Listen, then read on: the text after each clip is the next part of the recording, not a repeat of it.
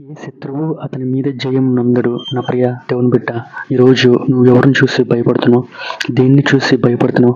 ఒకవేళ నీ కుటుంబంలో జరిగే అనారోగ్యాన్ని బట్టి ఎవరో ఏదో చేశారు, ఎవరో ఏదో చెందారని దిగులు చెందుతున్నావేమో నా ప్రియ సహోదరుడు.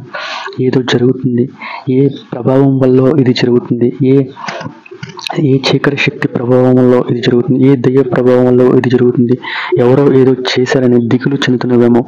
ఏమీ అర్థం కాని పరిస్థితి నీదేమో నా ప్రియ దేవుని బిడ్డ.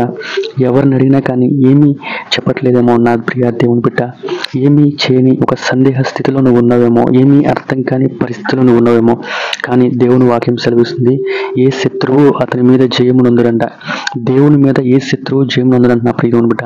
అదే వాగ్దానం ఈరోజు దేవుడు నీకు ఇస్తున్నాడు. నీ మీద ఏ శత్రువు, అది ఎలాంటిదైనా కానీ, ఏ చీకటి శక్తి అయినా కానీ, ఏ అంధకార ప్రభావం అయినా కానీ, ఎవరైనా నీకు చెప్పారేమో నీ మీద ఒకటి పనిచేస్తుందని, నువ్వేదో నిమ్మకాయ తొక్కావని, నువ్వేదో చేసావని, దేని మీద కూడా ఏ శక్తి నీ మీద పనిచేయదని దేవుని వాక్యం సెలవిస్తుంది ప్రియ దేవుని బిడ్డ. కనుక ఇప్పుడు దాకా భయపడుతున్నావేమో, దిగులు చెందుతున్నావేమో, ఎవరిని చూస్తావు, ఎవరో మరణించారని, వారు నీ మీదకి వస్తారని భయపడుతున్నావేమో నా ప్రియ దేవుని బిడ్డ.